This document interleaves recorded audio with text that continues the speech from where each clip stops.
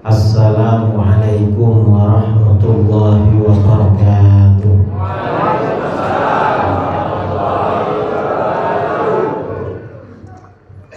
Bismillahirrahmanirrahim. Alhamdulillahi rabbil alamin. Lahul hamdu wa lahul fadlu wa lahul thana'ul hasan. Asyhadu an la ilaha illallah wahdahu la syarika lah. Wa asyhadu anna sayyidana Muhammadan abduhu wa rasuluh.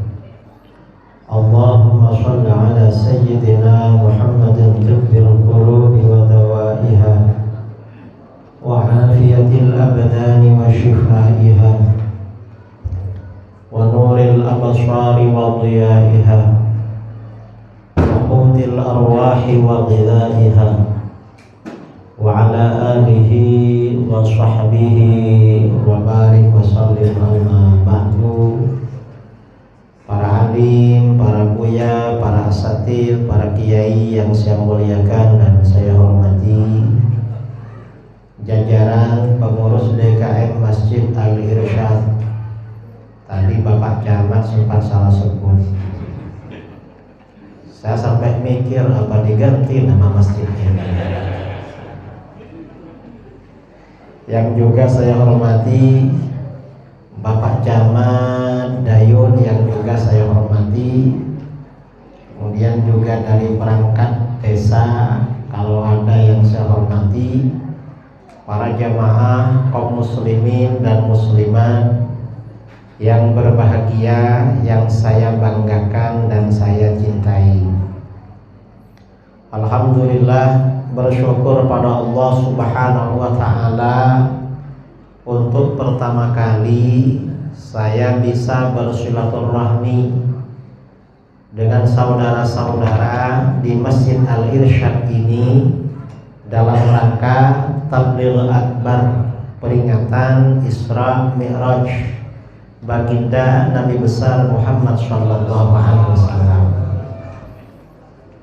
Saudara-saudara, Isra Mi'raj itu sebenarnya apa? Isra Mi'raj itu sebenarnya, Isra itu artinya perjalanan malam hari atau dijalankan pada malam hari. Mi'raj artinya naik. Dikatakan Isra Mi'raj karena pada satu malam, seperti dalam ayat yang dibacakan tadi, pada satu malam oleh mayoritas ulama dikatakan itu malam 27 Rajab. Rasulullah SAW diberangkatkan dari kota Mekah, dari Masjidil Haram ke Masjidil Aqsa di Palestina.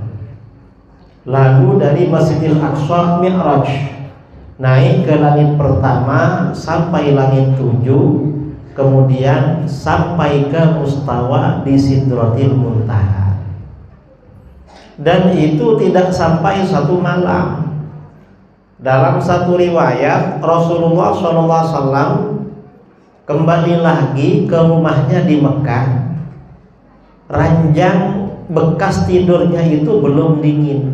Orang itu kalau tidur di ranjang, ya di kasur, biasanya kan ikut hangat ranjangnya, lama-lama dingin. Artinya perjalanan ini tidak lama memang. Ini yang dimaksud dengan Isra Mi'raj. Nah, yang perlu kita tahu tentang Isra Mi'raj ini apa? Ya, Isra Mi'raj ini kan perjalanan cepat sekali pada malam itu. Pada malam itu cepat sekali. Yang perlu kita tahu apa hubungannya dengan kita. Isra Mi'raj ini pertama menandakan bahwa Rasulullah SAW adalah makhluk paling utama, makhluk paling mulia. Itu yang pertama. Mengapa? Karena hanya beliau yang dijalankan secara istimewa oleh Allah. Perjalanan begitu jauh, ya, jauh sekali perjalanan itu. Perjalanan Rasulullah itu paling jauh dan tidak pernah dilalui oleh makhluk-makhluk yang lain. Ini menunjukkan kalau Rasulullah SAW lebih utama daripada nabi-nabi, rasul-rasul yang lain, bahkan makhluk paling utama. Nah, pentingnya bagi kita apa? Selaku umatnya, bagi kita ini penting. Mengapa penting? Karena dengan ketinggian derajat nabinya, otomatis berarti umatnya juga tinggi derajatnya. Karena Rasulullah ini makhluk paling mulia, paling utama, umatnya otomatis umat paling mulia, paling utama. Karenanya Rasulullah ini besok di akhirat pertama kali masuk surga. Umatnya juga pertama kali mendahului umat-umat Nabi yang lain. Jadi keagungan seorang Nabi, kemuliaan seorang Nabi, barokahnya itu juga mengalir kepada umatnya, kepada kita selaku umatnya. Ini pentingnya kita tahu Isra Mi'raj. Ini yang pertama. Yang kedua, mengapa Rasulullah SAW dimi'rajkan begitu? Kalau nabi-nabi yang lain kan tidak dimi'rajkan ke atas. Mengapa agama Islam ini, agamanya Rasulullah beda dengan agama nabi-nabi yang lain? Saudara tahu, dulu itu sebelum ada HP, ya, sebelum ada HP, selain telepon rumah, itu dulu ada namanya HT. Tahu HT? Ya, HT itu artinya ya telepon biasanya pakai antena, dan itu jangkauannya dekat-dekat. Di Jawa itu HT namanya. Dulu biasanya yang punya polisi, mungkin Pak Camat yang punya. Kalau orang biasa hanya main-main tiap malam, ngomong-ngomong hati, dekat, semacam apa? Oraria. Jadi pakai antena begitu. Mengapa? Karena jangkauannya dekat-dekat. Kemudian kalau ingin lebih jauh lagi jangkauannya, maka bagaimana? Antenanya harus lebih tinggi, yang pakai orari itu tinggi sekali. Itu biasanya yang punya radio. Radio itu kalau jangkauannya ingin lebih jauh, maka antenanya harus lebih tinggi.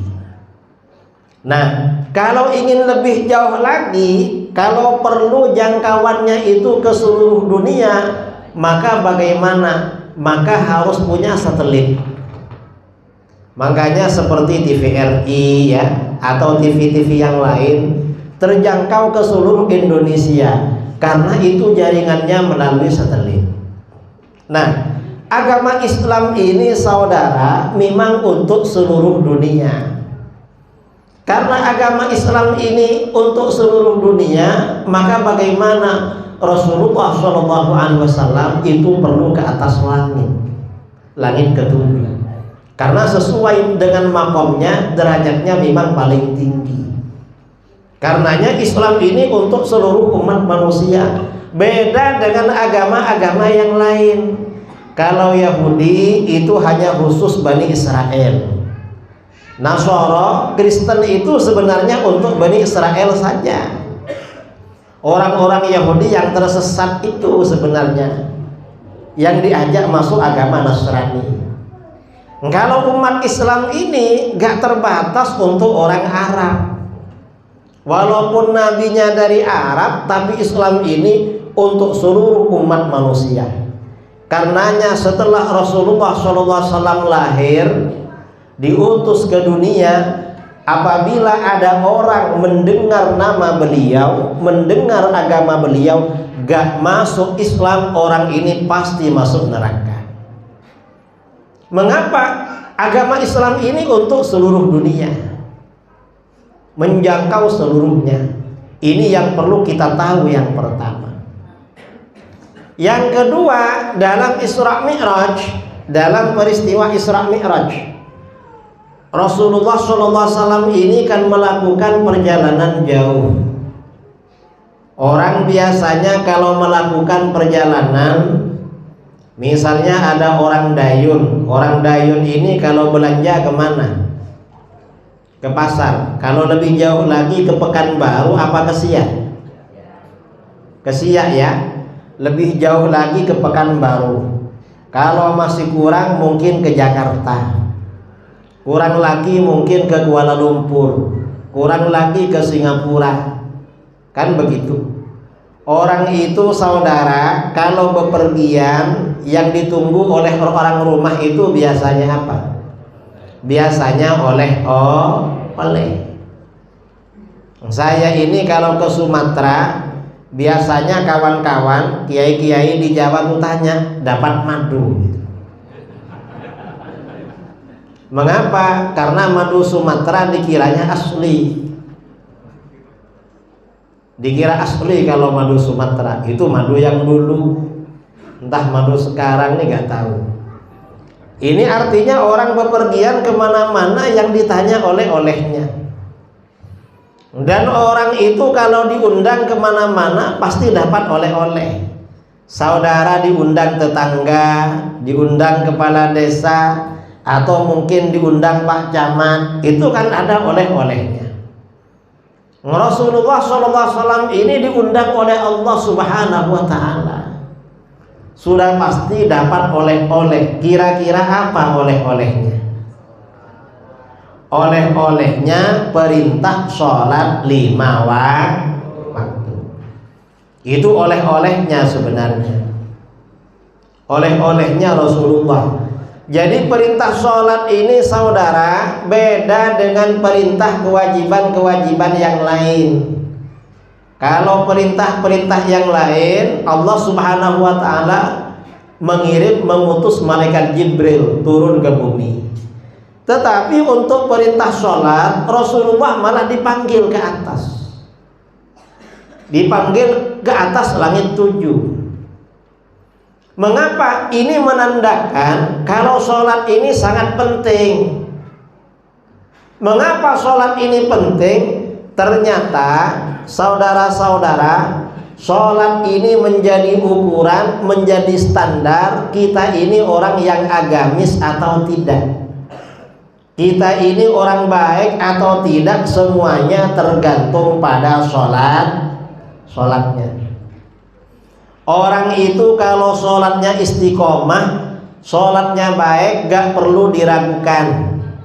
Insya Allah yang lain ikut baik. Itu sholat. Tapi kalau sholatnya bolong-bolong atau sholatnya gak betul, itu pertanda yang lain juga gak betul. Karena semuanya tergantung sholat.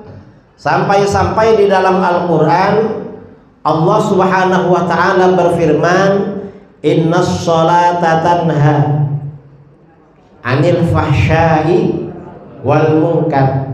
Sesungguhnya sholat itu selalu mencegah dari perbuatan keji dan mungkar. Artinya orang yang sholatnya sungguh-sungguh tidak akan melakukan perbuatan keji dan mungkar. Kalau orang asalnya nakal, perbuatannya keji atau mungkar, lalu sholatnya sungguh-sungguh, maka pasti akan meninggalkan perbuatan keji dan mungkar. Karena memang seperti itu kenyataan. Karena sholat ini sangat penting bagi kehidupan manusia. Sekarang ini kan banyak kecurangan, banyak kebohongan, banyak musibah, banyak macam-macam. Itu pertanda sholatnya orang sudah banyak yang tidak bagus. Sholatnya tidak teratur atau ditinggalkan. Ini sholat. Mengapa? Semuanya tergantung pada sholat. Karena sholat ini sangat penting bagi kehidupan manusia. Sholat ini diperintahkan kepada manusia ketika sejak masih anak-anak umur 7 tahun. Rasulullah SAW bersabda, muru auladakum bis-sholah li-sab'in. Perintahkan anak-anak kamu sholat karena umur 7 tahun. Jadi kalau anak kita usianya sudah 7 tahun, orang tua itu wajib menjaga sholatnya tiap waktu. Wajib. Kalau sholatnya tidak dijaga, anaknya gak dosa karena belum balik. tapi orang tuanya yang dosa karena perintah. Kalau sudah lebih dari 7 tahun, wadribu 'alaiha li'ashrin, dan pukul anak-anak kamu kalau tidak sholat setelah berusia 10 tahun. Sekarang ini gak berani mukul, orang tua gak berani mukul. Mengapa? Kebanyakan orang tua sekarang takut pada anak. Na'udzubillah min dzalik. Apalagi masa sekarang ya, anak-anak ini musim main apa sekarang? Lato-lato. Di Dayun ada juga lato-lato. Ini memang sekarang di mana-mana lato-lato. Saya kapan hari pulang ke rumah di Jember, Jawa Timur, anak saya itu lato-latonya punya 3. Saya tanya, kamu kok punya 3? Ini bah, yang satu beli, terus satunya dikasih kawan, satunya dikasih kawan juga. Jadi kalau tidur pulang sekolah, kita istirahat langsung bunyi katok gitu. Ini lato-lato sekarang, memang musimnya. Nah ini artinya apa? Anak-anak itu memang wajib dijaga sholatnya. Dan yang paling ringan ya, menjaga anak, menjaga sholat anak itu ada caranya. Gimana caranya agar orang tua ini tidak ribet, gak repot menjaga sholat anaknya? Masukkan ke pondok. Kalau di pondok itu dijamin sholat. Mengapa? Karena banyak kawannya dan di situ disiplin memang. Kalau sudah gak mondok, apalagi orang tuanya sering kerja di luar. Kalau siang-siang ke kebun ya, orang Dayun ini ke sawit. Kalau siang hari ke sawit, gak ada yang jaga sholatnya kalau gak ada orang tuanya. Apalagi bapak ibunya ke kebun semua, gak sholat di rumah, cuma main HP. Na'udzubillah min dzalik. Nah, mengapa anak-anak itu diwajibkan sholat sejak kecil? Harus dijaga sholatnya agar terbiasa disiplin waktu. Karena kalau anak kita terbiasa disiplin waktu sholat, maka nanti setelah dewasa anak kita akan menjadi anak disiplin atau akan menjadi anak yang soleh. Ini sholat saudara. Jadi sholat ini memang menjadi standar, menjadi ukuran siapapun itu. Nah, itu bunyi lato-latonya di belakang. Jadi menjadi standar. Kalau saudara masih nakal misalnya, gak apa-apa nakal. Ya nakal sebenarnya tetap dosa, tapi jangan sampai lupa sholatnya yang istiqomah. Senakal apapun saudara, jangan sampai tidak sholat. Senakal apapun. Mengapa? Karena kalau saudara istiqomah sholat, ada harapan nanti jadi orang baik. Sholatnya yang akan mengangkis saudara. Kalau memang saudara belum mampu meninggalkan maksiat, namanya belum mampu ya sholat yang rajin. Insya Allah nanti kemaksiatannya berhenti sendiri. Ini ada cerita ya tentang sholat. Sholat ini ada cerita. Imam Asy-Sya'rani dalam kitabnya Al-Bahrul Mawrud fil Mawathiq wal Uhud meriwayatkan, dulu pada masa ulama salaf ada seorang penjahat. Dia kerjanya mencuri, tapi pencuri ini rajin sholat, rajin ke masjid. Walaupun dia ini kerjanya mencuri, istiqomah ke masjid. Maghrib sholat berjamaah di masjid, isya ke masjid, subuh baru datang dari kerja mencuri ke masjid. Tiap waktu ke masjid. Bahkan sholat sunnahnya juga istiqomah. Orang mencuri itu biasanya kan malam hari, jam 12 ke atas. Jam 12:30 dia bangun, sebelum berangkat mencuri masih sholat tahajud dulu. Kadang sholat istikharah. Dan pencuri dulu itu beda dengan pencuri sekarang, saudara. Kalau pencuri dulu itu ada adab-adabnya. Ya walaupun nggak betul sebenarnya karena sudah mencuri. Apa adabnya pencuri dulu? Pencuri dulu itu peraturannya gak boleh mencuri rumahnya orang yang hanya perempuan di situ. Misalnya janda gak boleh. Dan gak boleh mencuri hartanya orang miskin. Dan kalau mencuri gak boleh dibawa semua, sisakan separuh harta yang ada di situ. Mengapa? Kalau diambil semua kasihan orangnya, besoknya makan apa? Jadi memang ada peraturannya dulu, ada adab-adabnya pencuri masa lalu. Bahkan ada pencuri rajin sholat. Sebelum berangkat sholat tahajud, sholat istikharah. Lama-lama tetangga-tetangganya ngomong sama dia, kamu ini kan mirip ustadz. Kenapa mirip ustadz? Sholatnya rajin ke masjid. Terus, mengapa kamu istiqomah mencuri? Kamu kan rajin sholat, mengapa mencuri? Kata dia apa? Saya ini pencuri. Pencuri itu penjahat. Pencuri itu ulatnya masyarakat.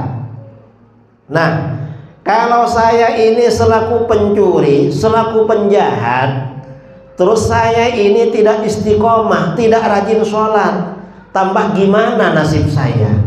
Sudah pencuri sudah pencuri masih gak sholat. Ya biarlah, walaupun saya ini penjahat, pencuri, yang penting saya rajin sholat. Biar menjadi pencuri yang soleh. Ya gak ada pencuri soleh. Yang namanya pencuri itu penjahat, saudara. Akhirnya apa? Lama-lama tiba-tiba di daerah itu aman. Gak ada yang kemalingan, gak ada yang kecurian. Orang-orang bertanya-tanya, mana si Ano itu? Biasanya pisang hilang, gak ada pisang hilang. Biasanya kelapa hilang, gak ada. Kambing hilang, anak ayam hilang, telur hilang. Ini gak ada, kemana ini? Orang-orang penasaran. Biasanya kalau orang biasa kecurian, lalu gak ada yang mencuri, biasanya akan penasaran kan, kok bisa gak dicuri? Wong biasanya kemalingan, kecurian. Heran orang-orang, kemana pencuri yang rajin sholat itu? Apa kena tangkap orang, apa dimassa sama orang atau apa, kok gak ada? Akhirnya apa? Suatu saat masyarakat situ pergi ke tanah suci menunaikan ibadah umrah. Sampai di tanah suci ternyata di sana di depan Ka'bah masyarakat kampung itu jumpa dengan tetangganya yang pencuri itu. Badannya sudah kurus. Dulu ketika di kampung orangnya gemuk. Mengapa gemuk? Pencuri itu biasanya banyak makan, makanya gemuk. Sekarang dia kerjanya baca Quran di Masjidil Haram, tawaf, umrah, sholat, kerjanya begitu. Akhirnya mereka menjumpai, ditanya dia, loh kamu kan tetangga kita? Iya katanya. Kamu yang pencuri itu? Iya. Kamu kok bisa bertaubat? Kenapa kamu bisa jadi orang baik sekarang, jadi orang soleh? Apa kata dia? Kata dia, saya ini walaupun dulu pencuri, tapi saya kan rajin sholat. Karena rajin sholat ini, akhirnya saya oleh Allah diangkis dari kenistaan. saya berhenti menjadi pencuri karena rajin sholat. Karenanya kita ini saudara, siapapun saudara-saudara kita, orang-orang sekitar kita, apapun yang dikerjakan, sebesar apapun maksiat yang dikerjakan, jangan lupa, jangan sampai meninggalkan sholat. Mengapa? Karena sholat ini tiang agama. Insya Allah kalau sholatnya rutin, sholatnya istiqomah, nanti lambat laun akan menjadi orang baik.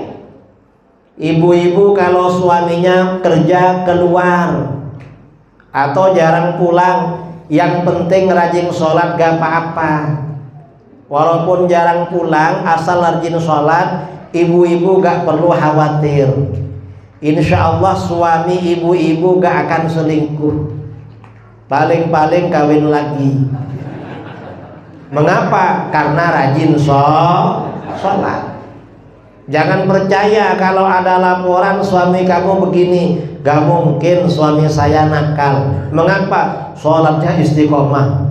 Lah itu kok punya di situ? Mungkin kawin lagi. Nambah namanya itu. Nah, ini yang kedua saudara, hubungannya Isra Mi'raj dengan kita. Yang ketiga, karena Islam ini memang beda dengan agama-agama sebelumnya. Kalau nabi-nabi sebelumnya itu biasanya diutus oleh Allah untuk kaumnya saja, untuk masyarakatnya saja. Tetapi baginda Rasulullah SAW diutus untuk seluruh umat manusia.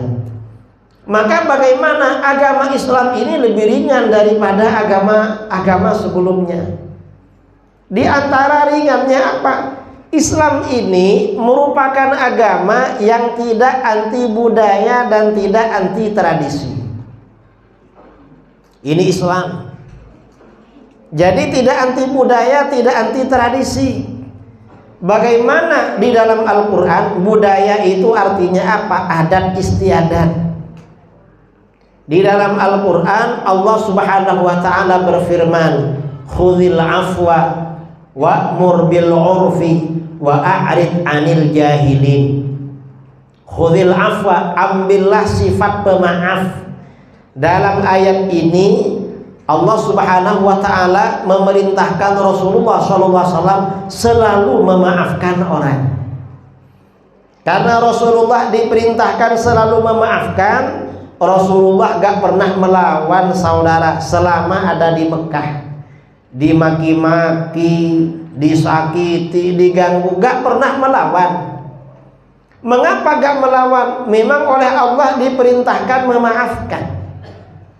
Karena diperintahkan pemaaf, Rasulullah gak pernah melawan.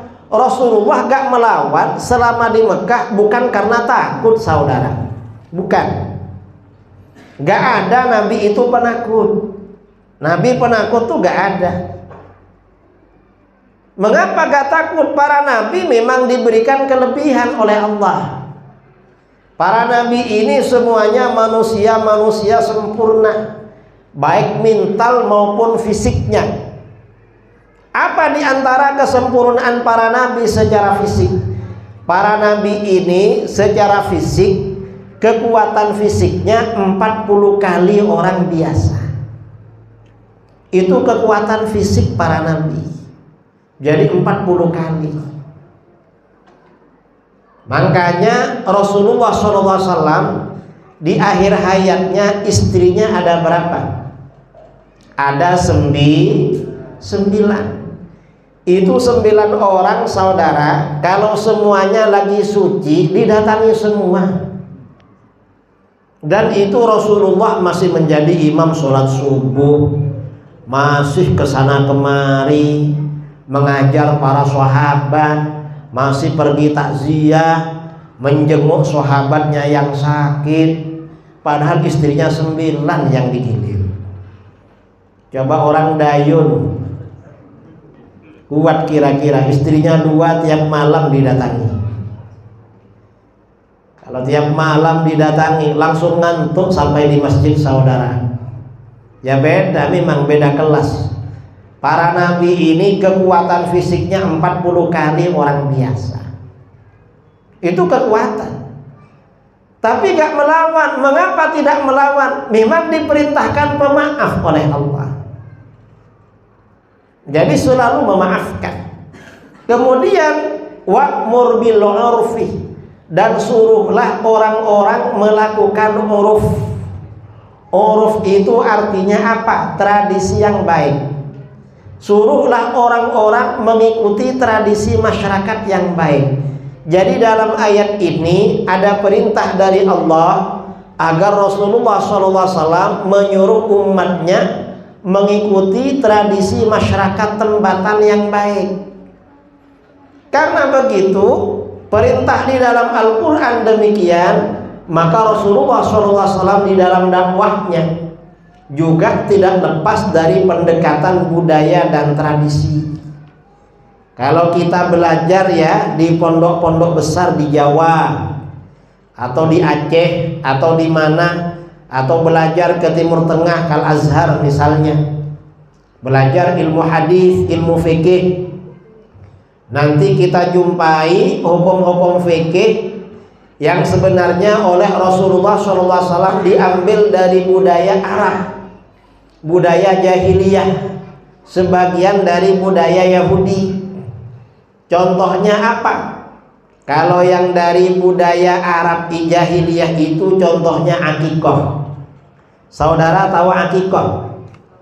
Orang Arab dulu sebelum datangnya Islam, kalau istrinya melahirkan bayi, kalau bayinya laki-laki sembelih kambing 2, kalau bayinya perempuan sembelih kambing 1. Setelah kambing disembelih, darah kambing itu diusapkan pada rambut atau badan si bayi. Itu orang-orang jahiliyah. Setelah Rasulullah SAW diutus, akikoh tetap dijalankan. Cuma melumurkan darah kambing pada rambut atau badan si bayi tidak dianjurkan. Kata ulama hukumnya makruh melumurkan darah itu. Nah, sedangkan akikoh jalan terus. Mengapa jalan terus? Karena akikoh ini kan sedekah makan. Sedekah makan itu merupakan tradisi yang baik. Buktinya baik apa? Kita ini kalau sudah lama gak makan kambing, tiba-tiba tetangga sebelah menyodorkan undangan. Setelah dibaca di atas ternyata undangan akikoh. Kira-kira senang apa gak senang? Pasti kepikiran, iki wedhus iki. Ini pasti kambing ini. Mengapa akikoh? Setelah dibaca nama bayinya ternyata laki-laki, saudara. Setelah dibaca panjang, dah taunya anaknya kembar. Laki-laki kembar 2. Berapa kambingnya ini? Kambingnya setelah datang ternyata nyembelih ayam. Sudah siap-siap makan kambing malah ayam, saudara. Nah, ini artinya apa? Akikoh ini memang tradisi yang baik, dan itu asalnya dari budaya Arab jahiliyah. Artinya apa? Islam itu tidak anti budaya, gak anti tradisi. Ini contoh lagi ya, ajaran Islam yang diambil dari budaya sebelumnya. Contohnya apa? Puasa Asyura. Imam Bukhari Muslim meriwayatkan dari Ibnu Abbas radhiyallahu anhuma.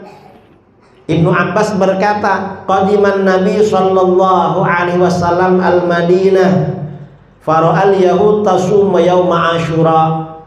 Nabi sallallahu alaihi wasallam hijrah ke Madinah. Sampai di Madinah, beliau melihat orang-orang Yahudi mau puasa Asyura. Melihat orang-orang Yahudi puasa Asyura, Rasulullah gak marah-marah, gak bilang, Yahudi ngapain kamu puasa, kamu orang kafir, gak diterima loh. Enggak begitu, saudara. Rasulullah itu dakwahnya dialogis, enggak langsung main bid'ah, sesat, syirik, enggak ada begitu. Rasulullah dialog, tanya sama Yahudi, "Mahadza?" Ada apa ini kamu mau puasa? Apa kata Yahudi? Kata mereka, "Hadza yaumun saleh." Ini hari yang baik Muhammad. Kita ini puasa, ini hari baik. Mengapa hari baik? Hadza yaumun najjallahu azza wa jalla bani Israil min aduwihim. Pada hari ini Allah menyelamatkan Bani Israel dari musuhnya, menyelamatkan Bani Israel dari kejaran Raja Fir'aun. Fir'aun dan bala tentaranya ditenggelamkan di laut oleh Allah. Karena ini hari keselamatan Bani Israel, fasamahu Musa. Nabi Musa selalu berpuasa Asyura, syukran lillah, karena bersyukur kepada Allah. Apa jawaban Rasulullah? Rasulullah menjawab, "Fa ana ahaqqu bi Musa minkum." Kalau begitu aku lebih berhak mengikuti Musa daripada kamu. Jadi Musa puasa Asyura, aku puasa juga kalau begitu. Fasamahu wa amaradna sabisiyamihi. Lalu Rasulullah puasa Asyura, para sahabat juga diperintahkan puasa Asyura. Nah, ini artinya apa? Ini artinya puasa Asyura ini artinya mengikuti ibadahnya orang Yahudi. Dan ini secara tidak langsung Rasulullah SAW seakan-akan beliau ini berdakwah kepada Yahudi melalui pendekatan budaya mereka. Seakan-akan Rasulullah itu bersabda kepada Yahudi, "Yahudi, awakmu melepuh Islam. Kamu masuk Islam, ayo masuk Islam. Walaupun kamu masuk Islam, identitas kamu gak akan hilang. Kalau ketika Yahudi kamu puasa Asyura karena merayakan kemenangan leluhur kamu dulu yang diselamatkan oleh Allah dari kejaran Fir'aun, setelah masuk Islam kamu masih puasa Asyura. Ini aku puasa, para sahabat juga puasa Asyura." Nah, ini artinya apa? Ini artinya dakwah kepada Yahudi melalui pendekatan budaya. Karenanya bangsa kita ini, para penyebar Islam itu yang datang dari Arab dulu. Penyebar Islam ke negeri kita ini dari Arab. Walaupun yang mengislamkan kita ini dari Arab, bangsa kita gak jadi Arab. Pakaiannya tetap Indonesia. Kok tetap Indonesia? Ya pakai sarung. Kan pakai sarung kan?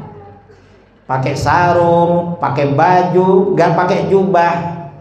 Yang musim pakai jubah ini kira-kira 20 tahunan belakang ini. Setelah ada alumni Yaman, kemudian menyebar jamaah tabligh dari India. Dan di India itu orang pakai gamis belum tentu orang Islam, saudara. Betul. Kadang-kadang orang Hindu pakaiannya besar juga, karena pakaian daerah memang. Dan pakaian ini termasuk budaya. Kalau biasa pakai sarung ya pakai sarung lah. Tapi kalau mau pakai jubah gak apa-apa. Mengapa? Jubah itu lebih simpel. Simpelnya apa? Kalau pakai jubah, apalagi warnanya bukan putih, walaupun 1 bulan gak dicuci gak kelihatan, saudara. Betul. Kalau pakai baju dapat 2 hari gak enak itu kalau gak ganti. Tapi kalau yang jubah-jubah, apalagi jubahnya yang hitam, kadang jarang dicuci.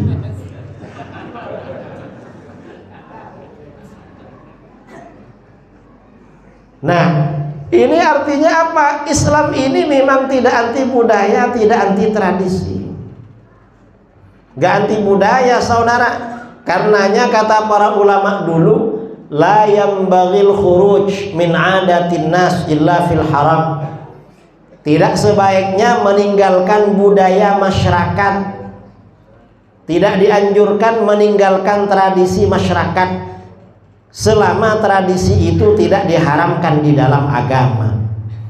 Kalau budaya dan tradisi itu diharamkan, maka wajib ditinggal. Selama budaya dan tradisi tidak haram, tetap kita kerjakan. Apa contohnya budaya dan tradisi? Contohnya seperti kenduri. Di sini kalau ada orang mati ada kenduri. Berapa hari? 3, 5, 7, 40, 100, 1000 tiap tahun. Itu budaya. Itu gak apa-apa itu. Kalau tradisi kendurinya, kalau bacaan tahlilannya itu bukan tradisi saudara, karena zikir itu dianjurkan memang. Zikir itu perintahnya sebanyak-banyaknya. Kalau perlu tiap hari zikir itu, tiap waktu. Tapi kalau kendurinya itu budaya tradisi, gak apa-apa, tetap dilanjutkan. Mengapa? Karena itu tradisi yang baik itu. Sedekah makan, sedekah minum itu tradisi yang baik. Tetap kita jalankan. Ini artinya budaya-budaya yang berkembang di negeri kita. Jadi tetap kita jalankan. Oleh para ulama kita tetap dilakukan dulu. Seperti kenduri. Mengapa? Karena itu budaya yang baik. Sedekah makan itu budaya yang baik. Jangan kita tinggalkan. Kalau perlu ditingkatkan itu. Nah, saya kira itu yang perlu saya sampaikan dalam tabligh akbar malam ini. Karena ini ada sesi tanya jawab dan pertanyaannya agak banyak, ya. Nanti ini bisa lama dengan pertanyaan.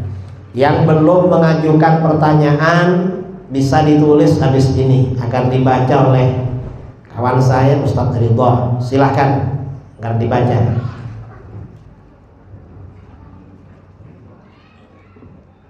Untuk pertanyaan pertama ini kita gabungkan, yaitu bagaimana hukumnya bagi orang yang umroh dan juga kurban menggunakan uang dari berhutang, kemudian ada juga uang dari warisan.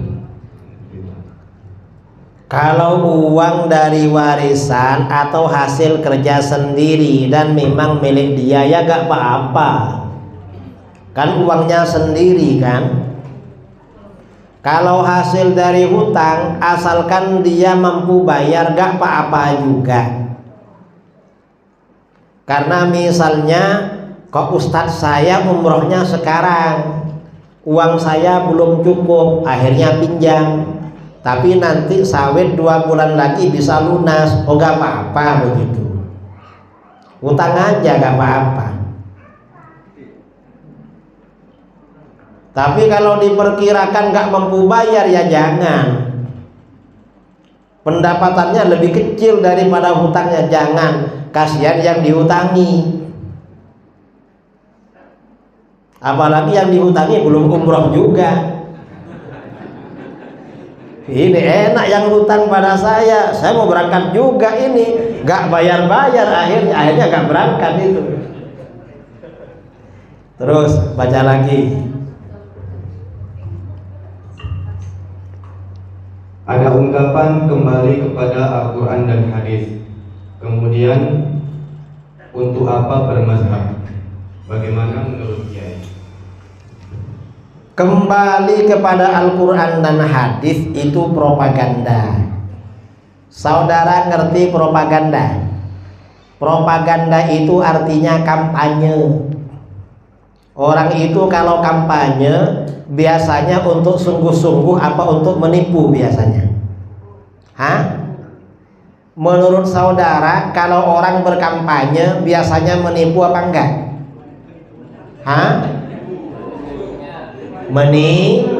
Menipu.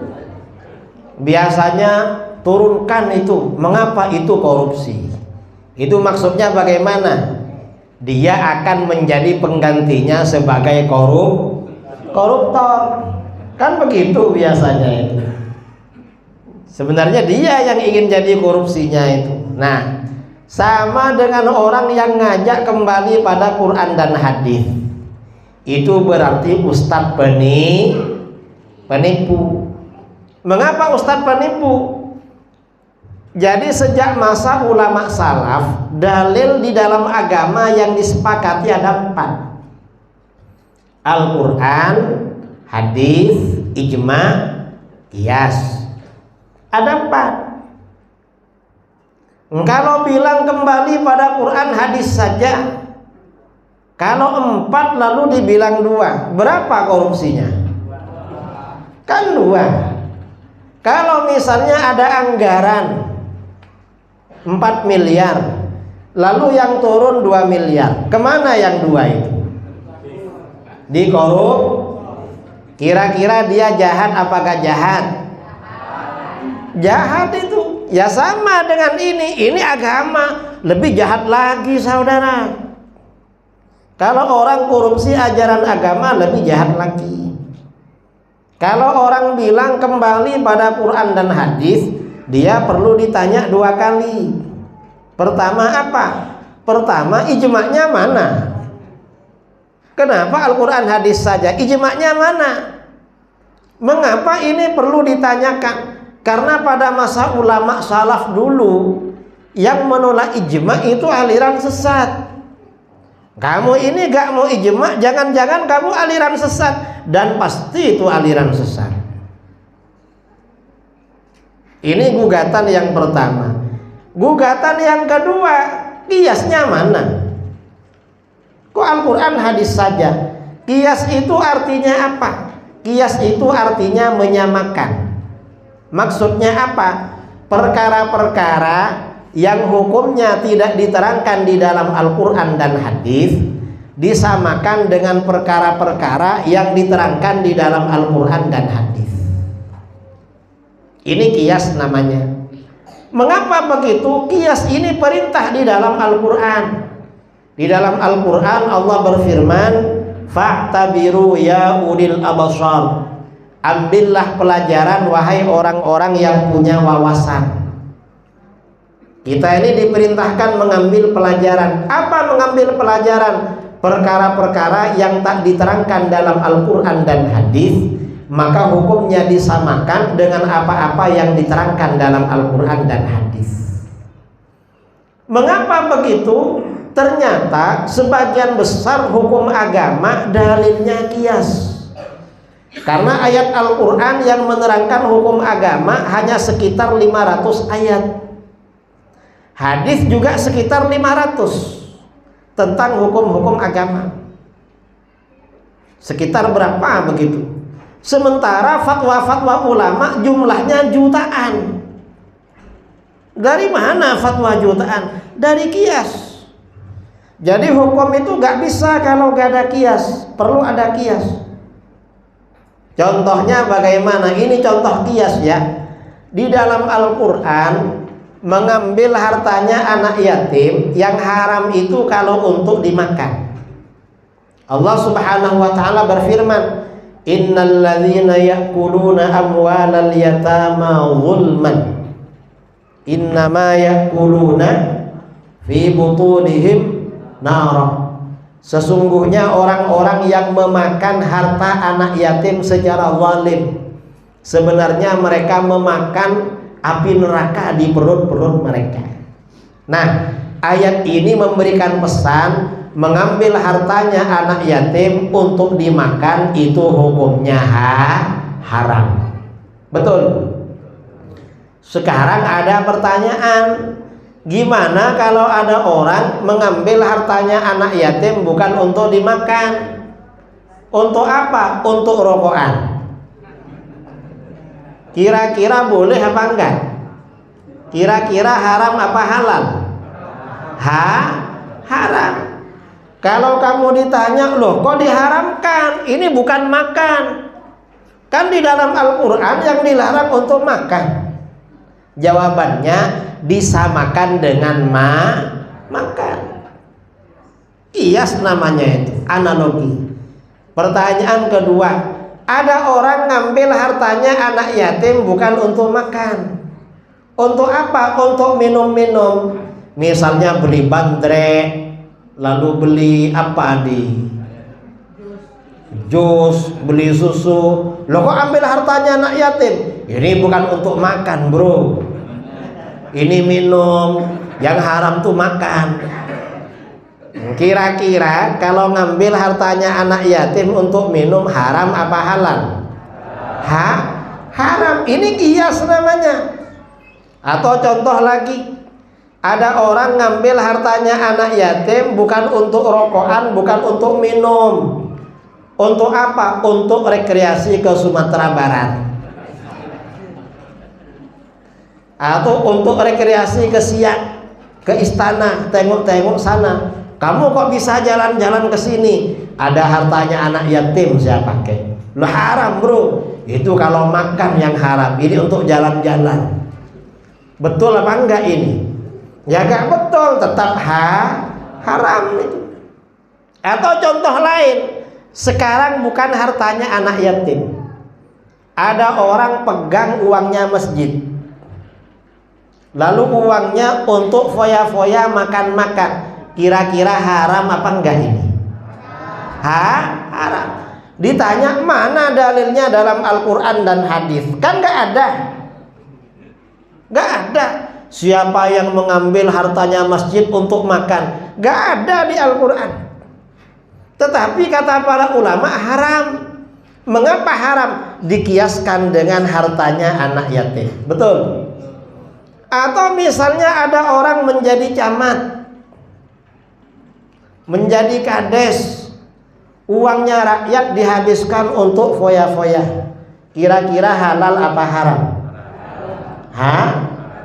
Kalau ditanya, itu kok diambil? Loh, mana di Al-Quran yang mengambil uang rakyat? Kan gak ada.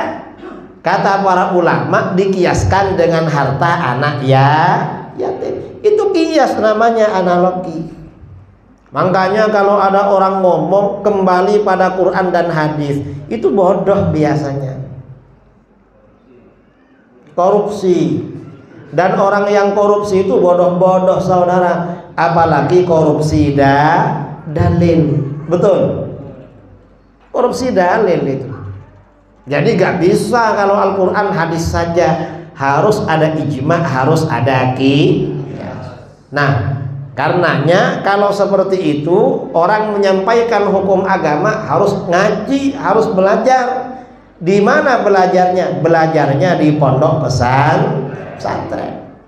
Makanya ustadz-ustadz yang memang diakui gak pernah ngomong kembali pada Quran dan hadis, misalnya UAS, gak pernah kan?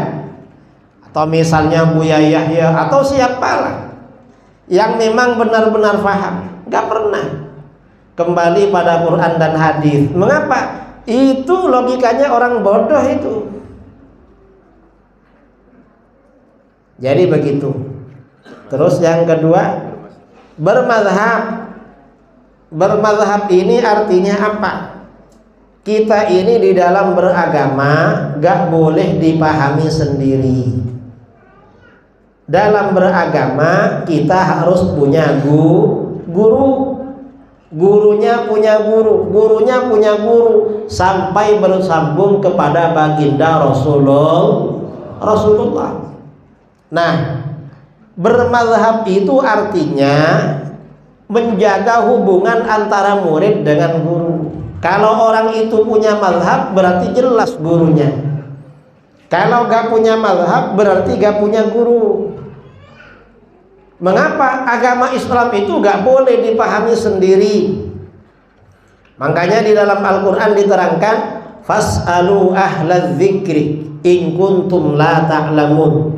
Bertanyalah kalian kepada ahli zikir. Ahli zikir itu bukan orang tukang wirid maksudnya saudara. Ahli zikir ini maksudnya ahli ilmu. Mengapa ahli ilmu? Karena di belakang in kuntum la ta'lamun, kalau kamu tidak tahu ilmu agama. Jadi ketika kita ini tak tahu hukum agama, kita tidak diperintahkan cari sendiri di Al-Quran. Enggak. Mengapa? Kalau bukan ahli, cari sendiri gak dapat, gak ngerti. Tapi bagaimana perintahnya Allah bertanya kepada para ulama? Nah, bertanya kepada para ulama ini berarti bermazhab. Kita di Indonesia di dalam beragama ikut mazhab Imam Syafi'i. Itu mazhab kita. Imam Syafi'i jelas gurunya. Imam Syafi'i berguru kepada Imam Malik. Imam Malik ini berguru kepada Imam Qatadah. Qatadah berguru kepada Imam Nafi'. Nafi' berguru kepada Abdullah bin Umar. Abdullah bin Umar berguru kepada Rasulullah SAW. Jelas gurunya. Kalau gak bermazhab, gak punya guru. Dan kita ini memang enak bermazhab. Mengapa enak bermazhab? Kalau bermazhab kita ini simpel. Dan sebenarnya kita ini dalam kehidupan sehari-hari bermazhab. Betul. Saudara kalau sakit kepala, lalu pergi ke toko, ke warung, biasanya beli obat apa? Paramik. Saudara tahu siapa yang bikin paramik? Gak tahu. Pabriknya di mana? Gak tahu kan? Ya di Jawa. Saya orang Jawa, gak tahu juga di mana.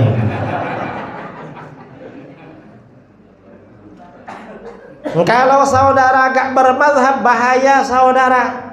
Sakit kepala, akhirnya belajar gimana cara bikin paramik ini. Apa saja bahan-bahannya. Akhirnya ngumpulin bahan, dicari di Siak masih kurang lengkap, pergi ke Pekanbaru kurang lengkap lagi, pergi ke Jakarta, sampai Jakarta akhirnya tumbang saudara. Artinya bermazhab itu biasa. Atau makanan misalnya, kita ini makanan kan bermazhab. Saudara kalau pergi ke daerah lain, kalau ingin makan biasanya orang sini kalau cari warung apa namanya? Warung Padang tuh yang ada di sini, di Padang nggak ada ya. Kalau orang itu tidak bermazhab, ingin masakan Padang, masak sendiri, gak pengalaman, gak enak masakannya. Tapi kalau bermazhab, tinggal cari rumah makan Padang yang terkenal, biasanya enak, sudah singgah di situ. Itu artinya bermazhab saudara. Artinya sehari-hari kita ini bermazhab. Jadi harus bermazhab tuh harus, agar kita ikut ajaran agama yang benar. Apa dalil memperingati Isra Mi'raj? Kemudian hukum sholat sendiri di rumah serta dalil sholat 5 waktu. Kalau dalilnya Isra Mi'raj ya ayat tadi itu, Subhanalladzi asra bi'abdihi lailan minal masjidil haram ilal masjidil aqsa. Jelas dalam Al-Quran Isra Mi'raj. Masalah memperingatinya di dalam Al-Quran diterangkan, wa dzakkirhum bi ayyamillah. Peringatkan mereka dengan hari-hari Allah. Sampaikan peringatan kepada manusia tentang hari-hari Allah. Apa maksud hari-hari Allah? Kata ulama salaf, bi ayyamin an'amallahu alaihim fiha. Sampaikan peringatan pada mereka tentang hari-hari di mana Allah memberikan kenikmatan pada mereka. Lah, terjadinya Isra Mi'raj ini merupakan turunnya rahmat Allah, kenikmatan bagi umat Islam. Makanya kita adakan peringatan Isra Mi'raj. Kalau dalilnya sholat 5 waktu, ya di dalam Al-Quran hadis itu. Kalau dalilnya sholat sendirian di rumah bagaimana? Kalau sholat itu sholat fardu ya, kalau sholat 5 waktu bagi laki-laki yang afdal di masjid, bagi laki-laki. Orang perempuan gak apa-apa di masjid. Jangan perempuan yang rajin ke masjid, mestinya yang laki-laki. Perempuan itu walaupun di rumah itu sudah bagus sholatnya. Itu kalau perempuan. Kalau laki-laki memang di masjid. Itu kalau sholat 5 waktu. Kalau sholat sunnah memang dianjurkan di rumah, kecuali sholat yang dianjurkan di masjid seperti tahiyatul masjid atau seperti sholat qobliyah ba'diyah dianjurkan di masjid, atau sholat taraweh di masjid, sholat gerhana di masjid. Kalau seperti sholat duha, sholat tahajud, sholat tasbih atau sholat yang panjang-panjang dianjurkan di rumah. Mengapa? Biar ikhlas dan biar rumahnya itu sejuk. Maksudnya sejuk, orang yang ada di rumah itu merasakan ketenangan karena dilakukan ibadah. Jadi kalau sholat sunnah itu ya banyak dianjurkan di rumah biar ikhlas. Dan kalau sudah sholat di rumah, jangan umumkan ke orang, alhamdulillah rumah saya ini bagus. Kenapa? Tiap malam sholat tahajud di sini. Nah, dianjurkan di rumah biar gak ketahuan orang, malah diumumkan. Keliru itu. Kalau sholat ke masjid ya 5 waktu, gak perlu diumumkan kalau sholat 5 waktu atau sholat Jumat, karena semuanya memang ke masjid. Jadi sholat itu beda-beda ya. Wallahu a'lam. Ada lagi? Hukum meminjam uang di bank, apakah itu termasuk riba? Dan juga kredit, belanja kredit. Pinjam uang di bank, kalau itu bank konvensional, menurut mayoritas ulama hukumnya haram dan riba. Kalau bank konvensional. Kalau yang di bank syariah itu karena transaksinya kadang sesuai syar'i, maka bukan riba, bukan haram, nggak apa-apa kalau di situ. Kalau di bank syariah. Kalau di bank konvensional riba. Kemudian kalau jual beli kredit itu hukumnya sah. Saudara misalnya beli mobil ke dealer kredit sah. Beli rumah kredit sah juga dan tidak haram. Yang haram itu kalau saudara setorannya telat kemudian berbunga, baru haram itu. Makanya jangan telat biar tidak kena tendangan penalti.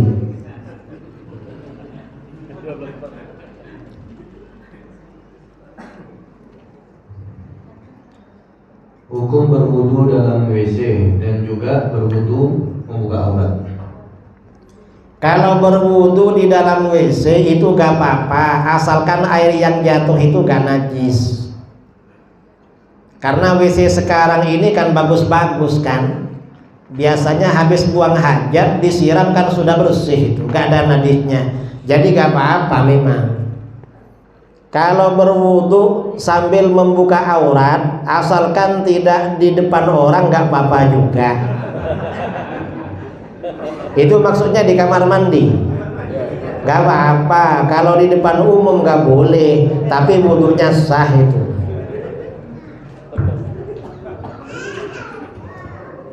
Bertanya mengenai Wahabi. Apa itu Wahabi? Yang kedua, sejarah tentang Wahabi. Sebab yang kami dengar mereka mengikuti Muhammad bin Abdul Wahab. Kemudian ciri-cirinya Wahabi, mohon penjelasannya. Wahabi ini aliran sesat yang didirikan oleh Syekh Muhammad bin Abdul Wahab An-Najdi. Disebut Wahabi karena pendirinya Muhammad bin Abdul Wahab, ada Wahabnya. Kapan? Wahabi ini pendirinya lahir tahun 1111 Hijriah, meninggal 1206. Dan dia menyebarkan Wahabi setelah ayahnya meninggal tahun 1144 Hijriah. Sekarang ini 1444, berarti berapa ratus tahun ke sekarang? Hampir sekitar 300 tahunan ke sekarang. Itu ajaran Wahabi. Ciri-cirinya apa? Ciri-ciri Wahabi ini ya, ciri-ciri Wahabi yang ada di Indonesia Kalau sholat subuh gak pakai kunut. Ada yang gak pakai kunut? Gak ada di sini kunut semua.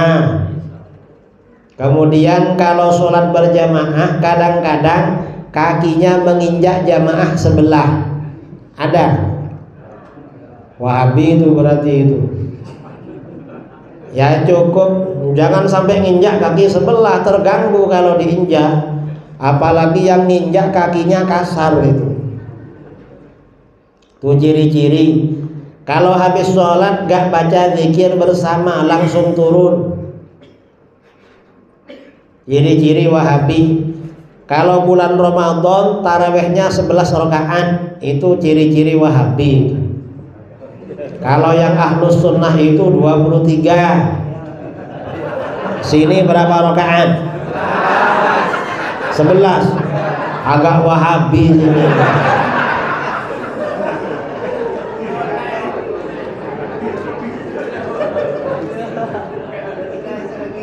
Itu ya ciri-ciri. Kemudian dalam hal tradisi, kalau Ahlus Sunnah Rabiul Awal, bulan Rabiul Awal merayakan Maulid. Kalau Wahabi anti Maulid. Bulan Rajab Ahlus Sunnah merayakan Isra Mi'raj. Mereka membid'ahkan Isra Mi'raj. Yang gak mau Maulid Isra Mi'raj itu Wahabi. Kalau ada orang meninggal, kita ini ngadain kenduri sama tahlilan. Wahabi gak ada kenduri, gak ada tahlil. Apalagi? Ya pokoknya itulah ciri-ciri Wahabi.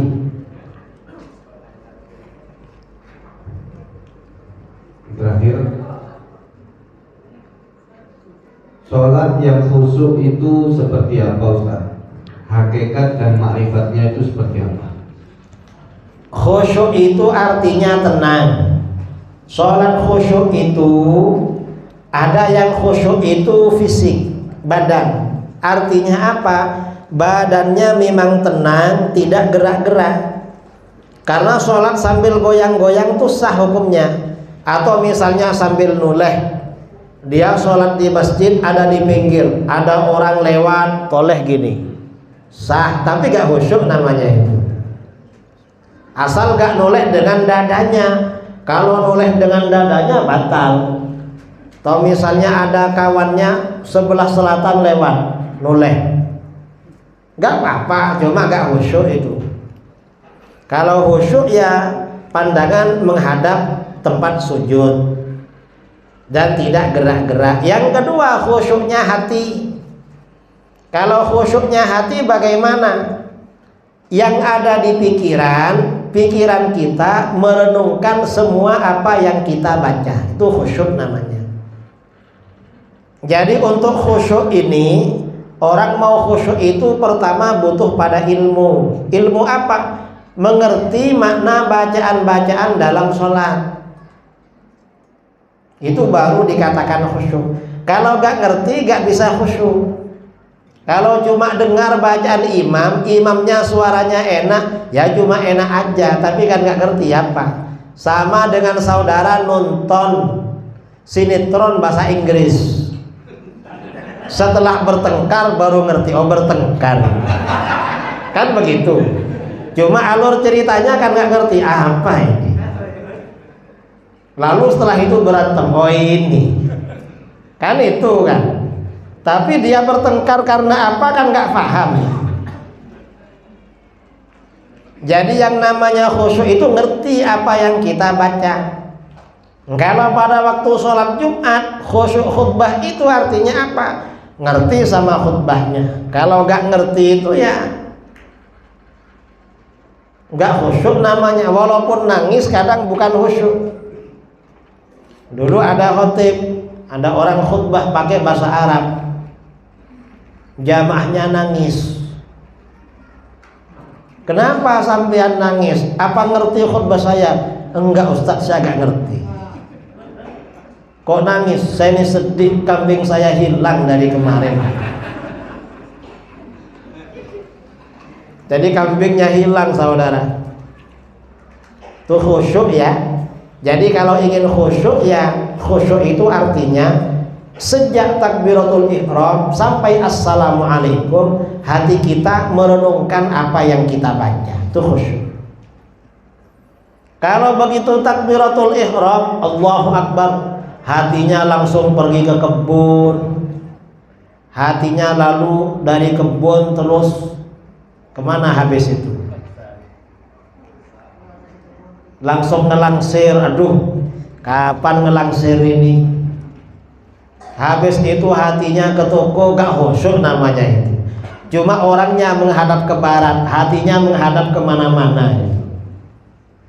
Nah, sholat yang bagus, yang khusyuk itu, kalau ingin khusyuk ya belajar makna bacaan-bacaan dalam sholat. Kalau gak begitu gak khusyuk. Karena kalau khusyuk dalam sholat itu nikmat sekali, saudara.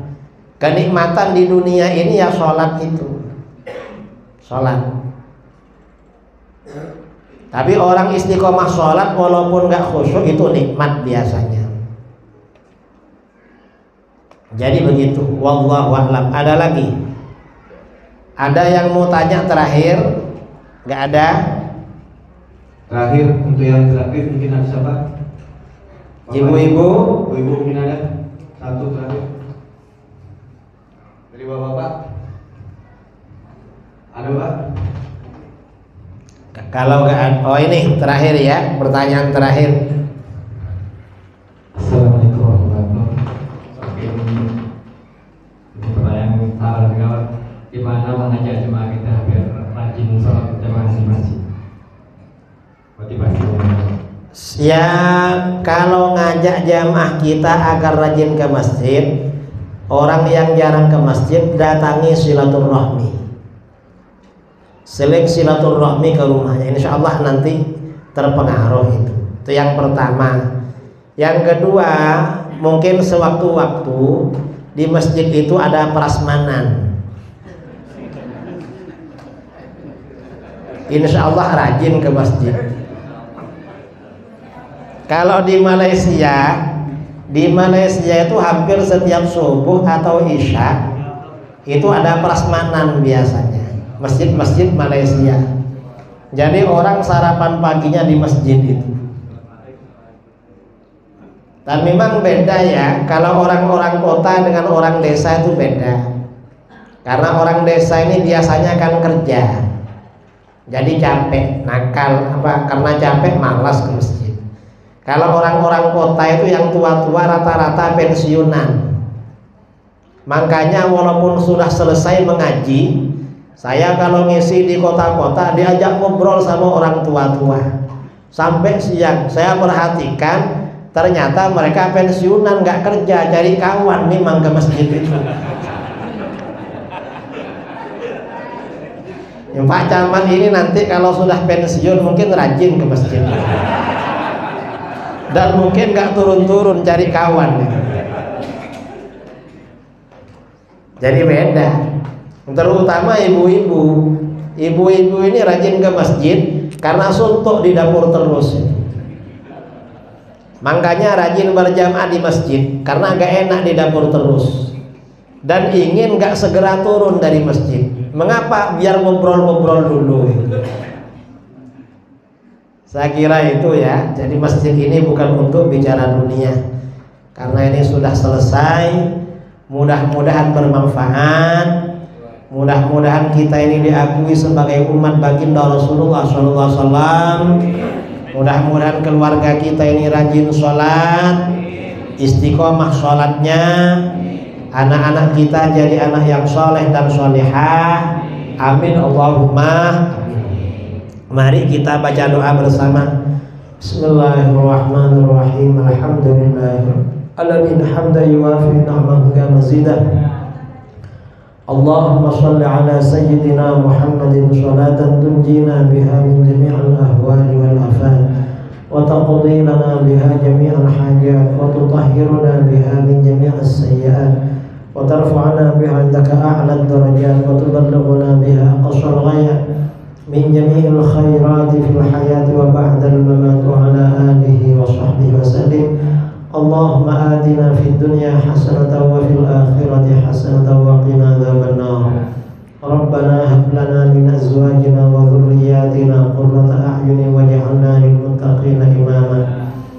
اللهم اغفر لنا ذنوبنا ولوالدينا ومشايخنا ومعلمينا وأصحابنا وأحبابنا وذوي الحقوق علينا وللمسلمين والمسلمات والمؤمنين والمؤمنات الأحياء منهم والأموات.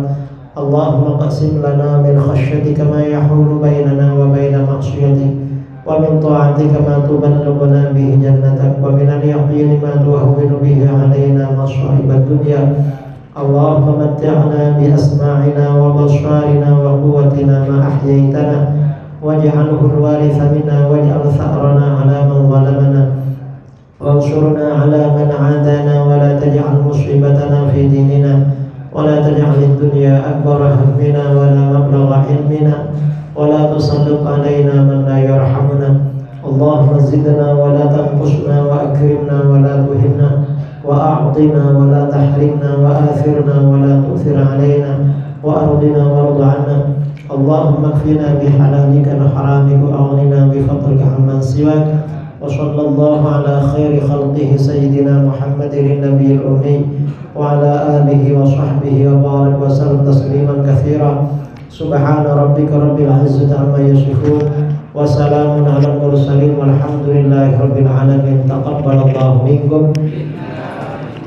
Kurang lebihnya mohon maaf. Assalamualaikum warahmatullahi wabarakatuh.